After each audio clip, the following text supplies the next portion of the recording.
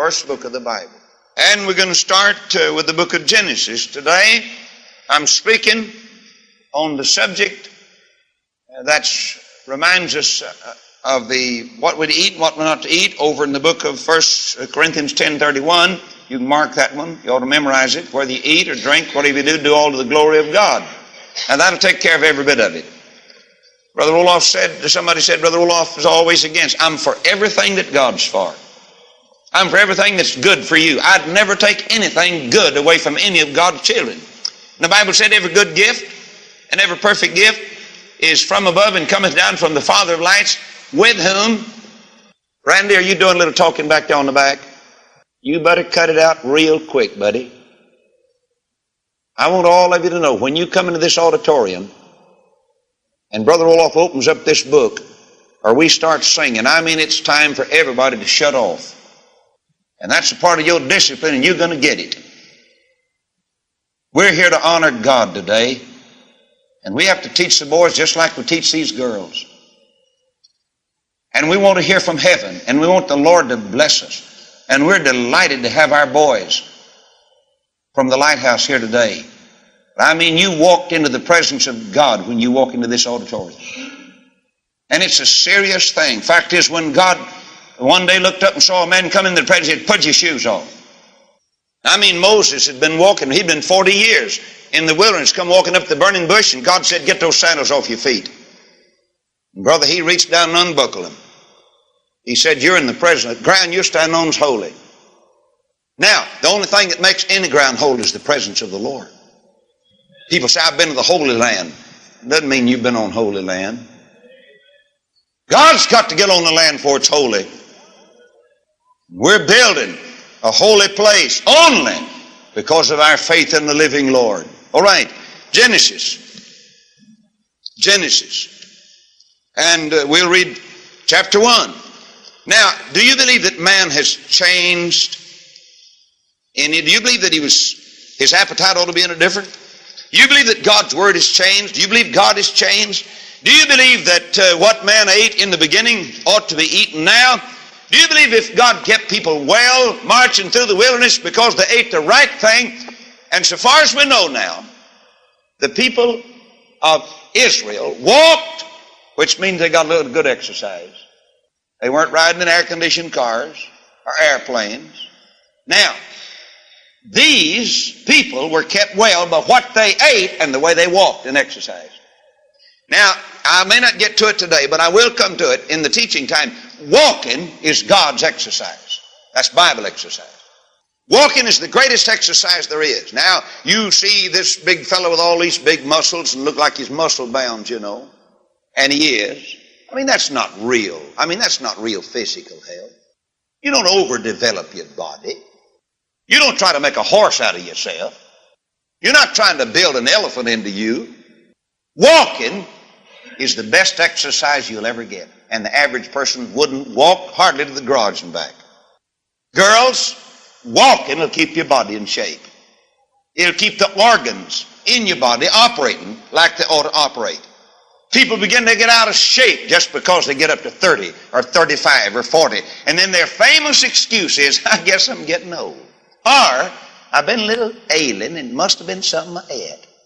Yeah? More than likely it was. Now let's listen for a while. Now this is not for a bunch of smart addicts. See, you know everything already. You're dismissed now. You can go out there and twiddle your thumbs and sit on the concrete walk or something. See, this is not for you. This is for people that want to grow in grace. I want a challenge, don't you?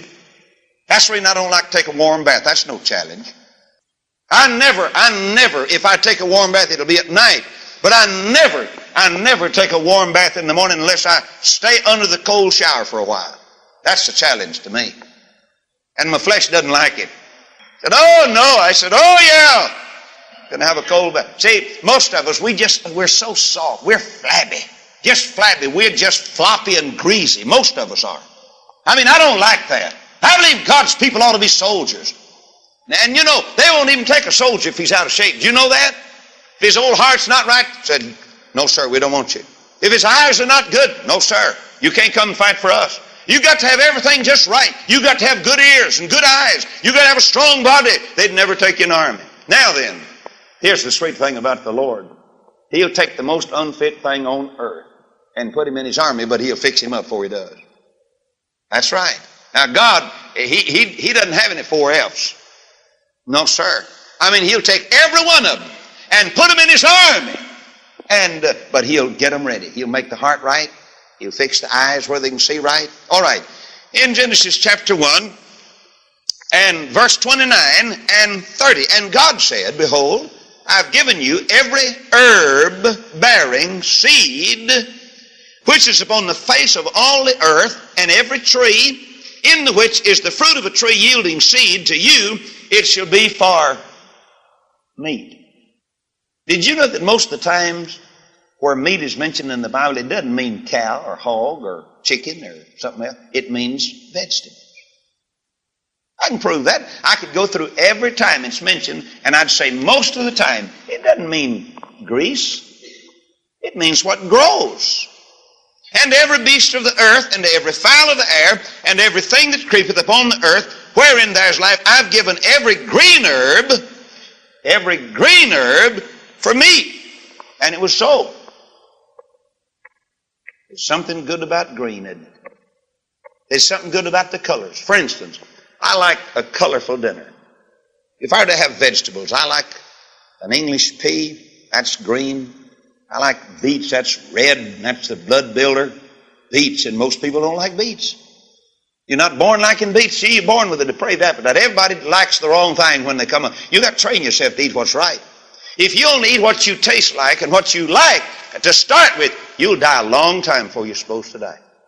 You're to train your appetite. Everything about it. The Bible said train up a child. A child comes untrained, his appetite's untrained. He'll eat a roach, but he wouldn't eat a carrot. Isn't that right? He'll put a fly in his mouth. He'll swallow a fly. He won't eat a carrot.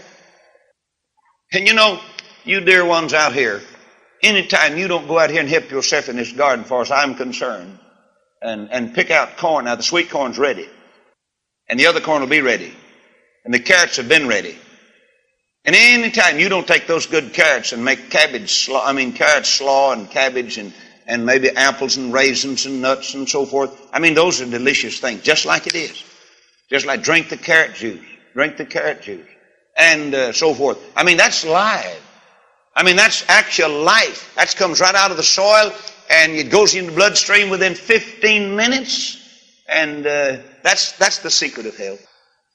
Genesis chapter 27. Chapter 27. This interesting chapter. 27, verse 4.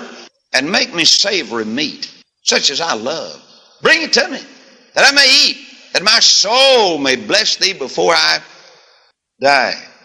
Verse 7, bring me venison, and make me savory meat, that I may eat, and bless thee before the Lord, before my death. The dear old man's mixing two things, isn't he? Mixing the spiritual with the physical. And I believe we're going to get in trouble before it's all over. Turn to the 31st verse now, verse 31. And he also had made savory meat, and brought it unto his father, and said unto his father, let my father arise and eat of his son's venison, that thy soul may bless me. And Isaac his father said unto him, who art thou? He said, I'm thy son, thy firstborn. Esau. Wait a minute. Jacob's already been there, hadn't he? Jacob went out and he took meat. His mother fixed up meat, and he came in and deceived. The meat was deceitful because it tasted like the venison, because the mother knew how to fix it. And Jacob came in and stole the blessing.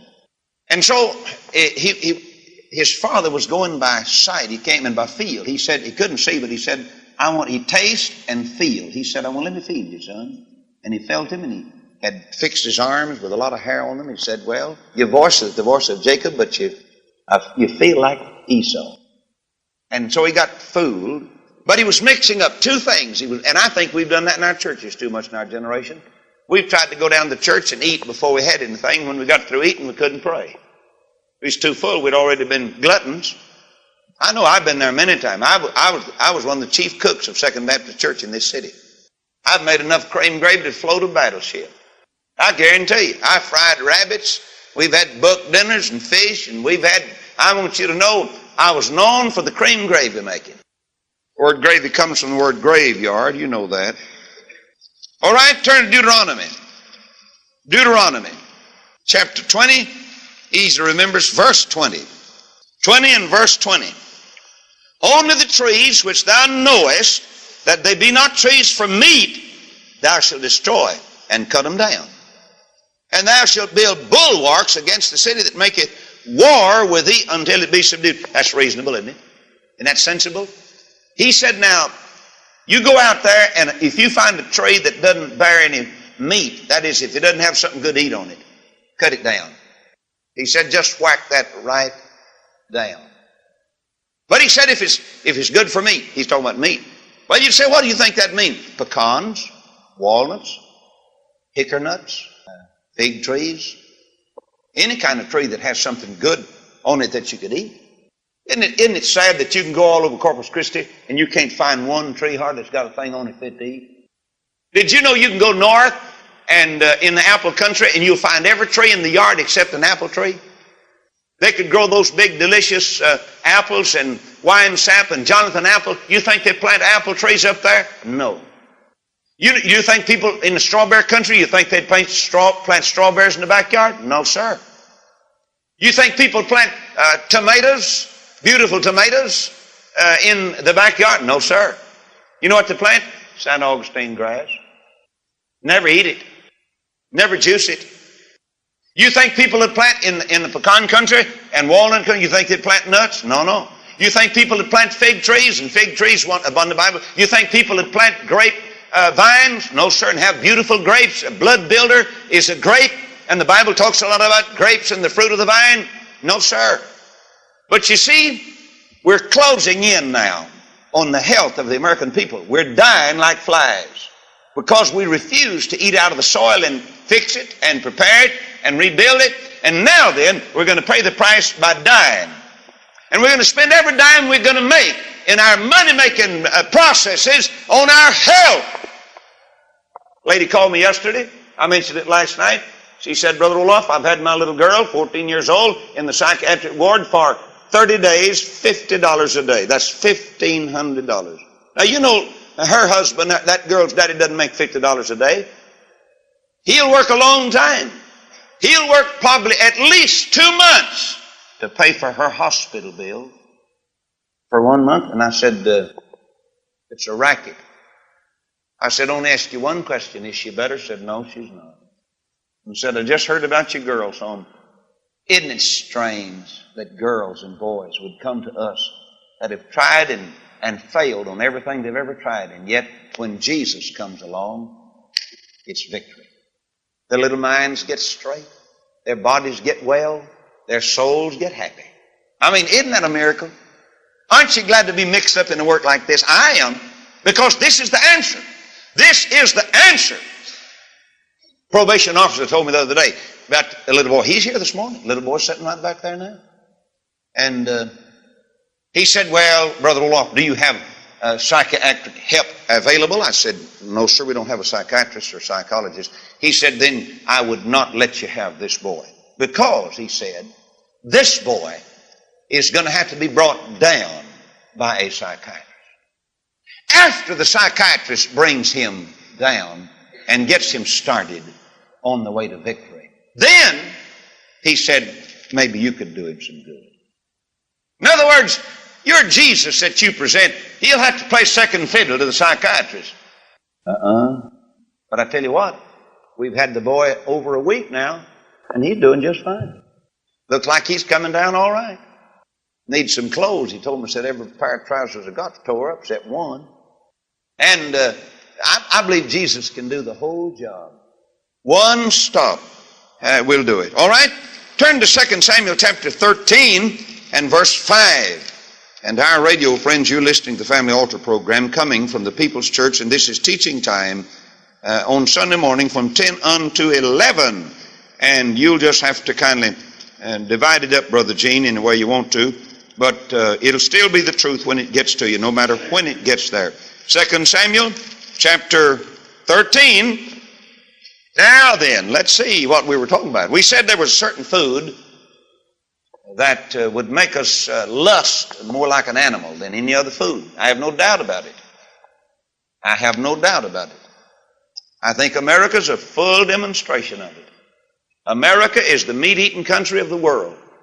Now somebody said, do you eat any meat? Yes, I eat some. I'm preparing meat this morning. And as Roloff came and said, oh, it smells so good. And I'm having a lovely little family over tonight, this afternoon or today. And that's old Dave and Pam and all the 5 little Pams and so forth. And it'll be a delight to have them, be with them. But I want you to see what he said. There's a man with the name of Amnon. And I'm just going to begin reading at verse 1. It came to pass after this that Absalom, the son of David, had a fair sister whose name was Tamar, and Amnon, the son of David, loved her.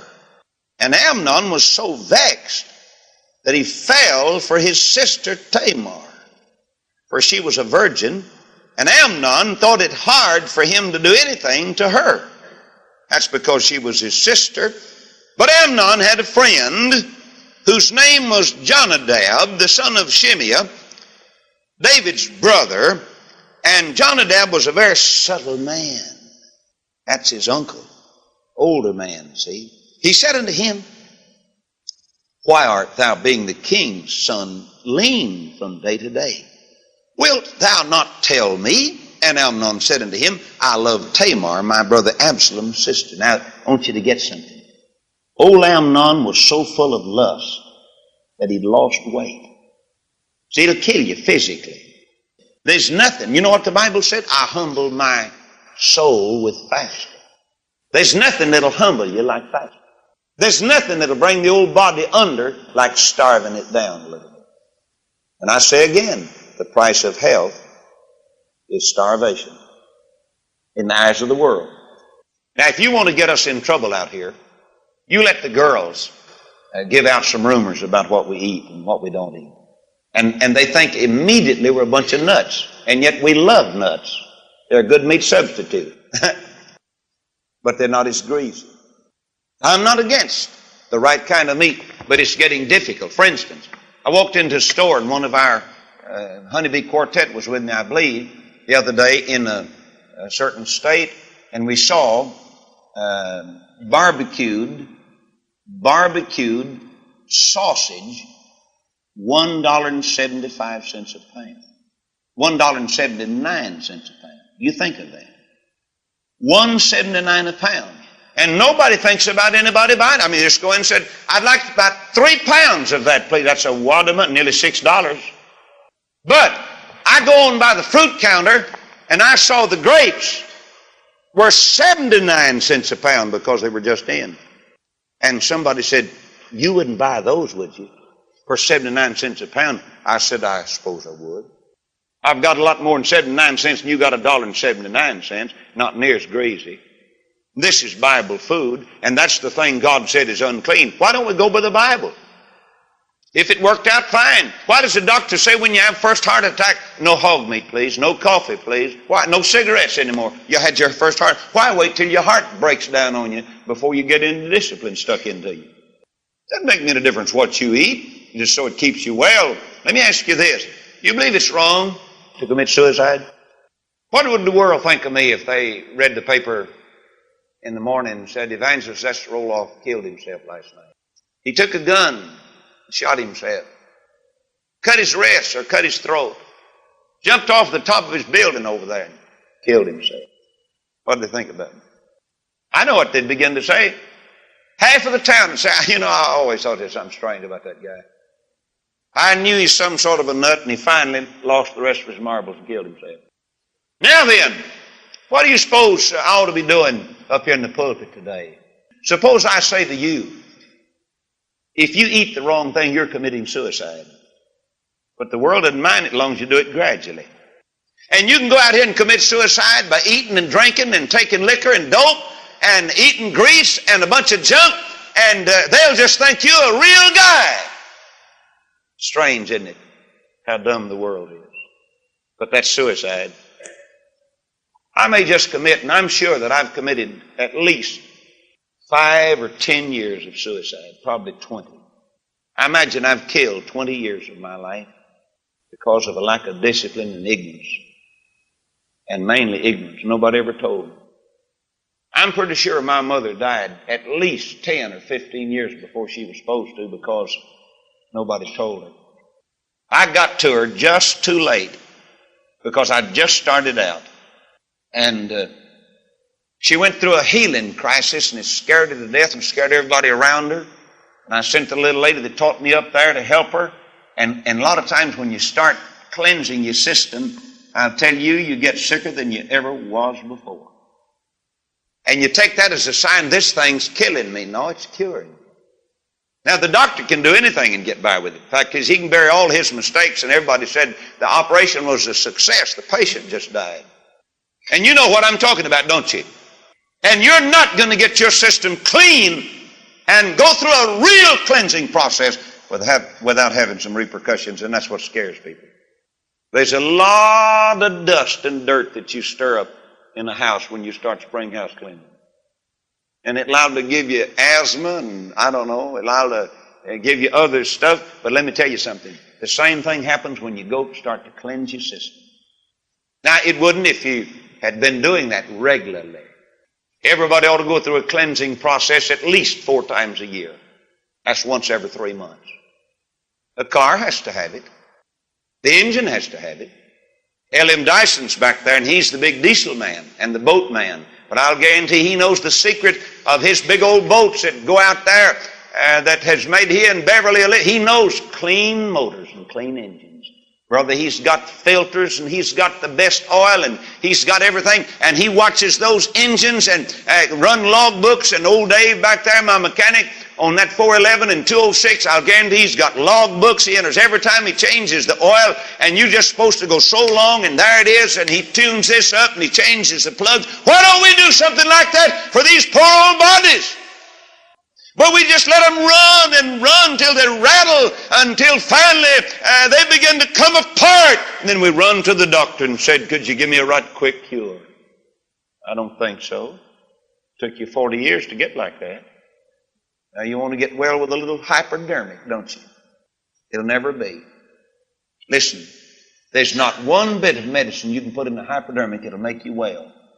There's not any healing in the chemicals that's been invented by man. Not any.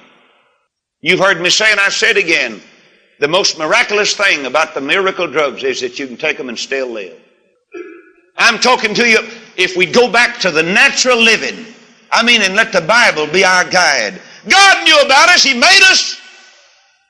You know where the manuals come from with a Chevrolet or with a Cessna or with a Piper airplane? You know where those come from? They come from the factory that put them out. Amen? All right. Now then, do you know where the manual comes from for your body? It comes from the one who made it, the Word of God. Then why in the world haven't you got sense enough to go by it instead of swelling up and pouting and pulling back and dying before your time?